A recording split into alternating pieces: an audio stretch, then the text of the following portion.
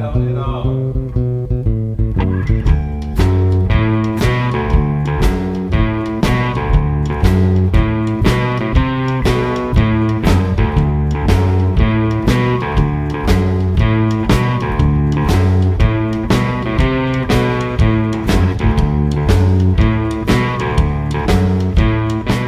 I said, this is sanded in here and blended in with 320 paper. That's what I use when I get ready to paint and prep. It depends on what it is. If it's a high metallic color, I may go as much as 800 paper on my prep. Before I get ready to paint this, I would probably hit it with some 400, maybe some 600. We would have to see on that what I thought it would take. But here's what I use to block it with. This is an old piece of foam. You can see it's flexible. It bends. So when you come around here, I always stand on an angle like this, and then I'll come back and I'll crosshatch. I always stand with my curves like this. That pulls a nice line. Whenever you're going around a curve like this, this curves back around into the back glass, and there's also a slight arch this way on it. So you have compound curves on this. Some people hate those. I like them, but I always sand those up with a soft block.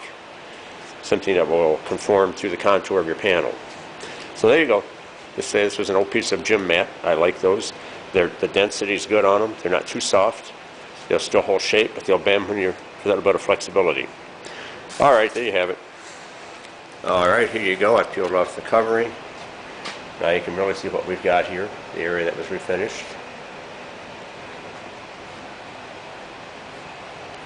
That's what I mean. If I'm going to have to paint it from here down, the whole C-pillar basically, and when the rest is only that big, I'm probably going to paint it all rather than trying to blend it in a place up here on top. You're going to blend your black in here, and then you're going to have to re-clear it all anyway. So if I've got black in my gun, I have to scuff this anyway to re-clear it. I'm not going to try to burn in my edge on the clear. This is at a focal point on a part like this. Everybody looks at this porthole window in this car, and this car sits relatively low to the ground, so you have this top vantage point, so you're always going to be looking down on this. So it's not in a place that's easy to hide, except for this small part. I'd repaint the black base on all of it, mask it off and do it, and then re-clear it all. But that won't be my call. Like I said, you can see what we've got here. How far we had to sand. So alright, there you have it. I'm going to flip it over now and finish it up. Alright, we're in the process now of gluing the interior back in. Here's what I like to use for this kind of thing. Contact cement will do it also. Got to put that in a spray gun to spray it. I've had great luck with this 3M Super 77 product over the years. Do it just like contact glue. I've already sprayed it on both sides here. I wait just a few minutes. It's really ready to go as soon as you spray it on. You don't want to put it on too heavy and glob it on wet, but you want a good covering with it.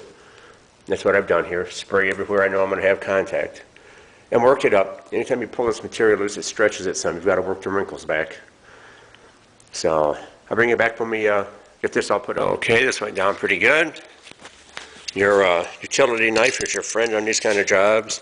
Use the end of this and work down all these areas. If you've got little wrinkles, use the end and work with the wrinkle and work those out.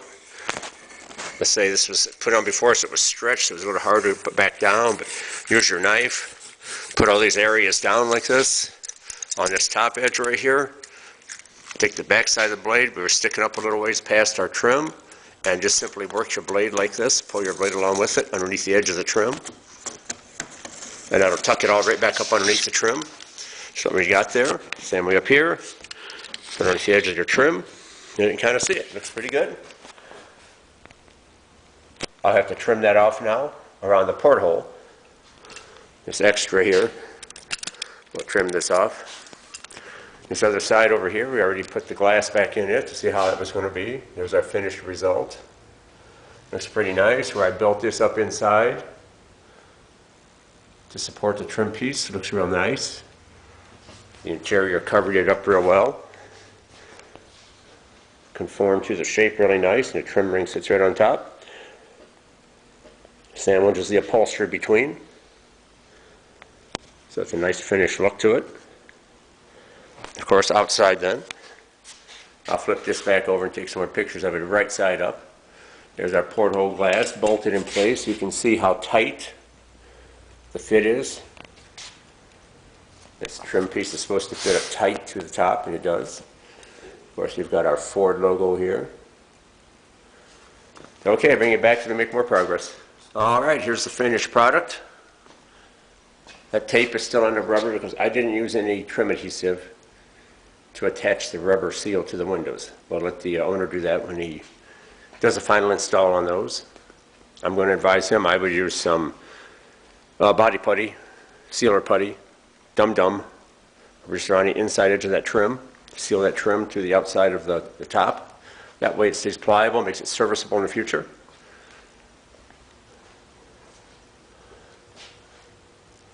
That's your mounting bracket. Here's your front ones. Like I said, this is aftermarket. Same way over here. See how nice everything looks. How good everything went over here too. And it looks real nice for the raised area I had to fabricate. And all around here for this ring to sit on. So there's nothing there before. It's real nice.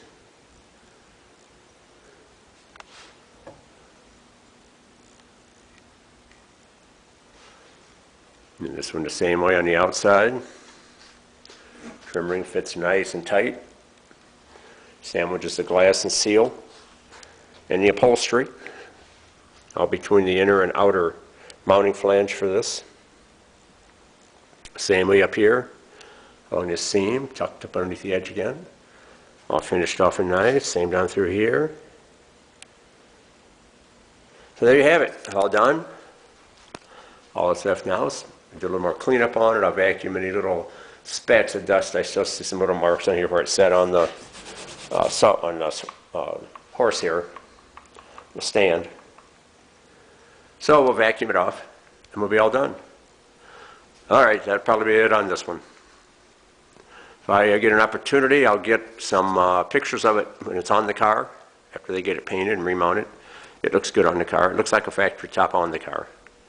This install of these factory style windows will really help out with that. So should be happy with it. All right.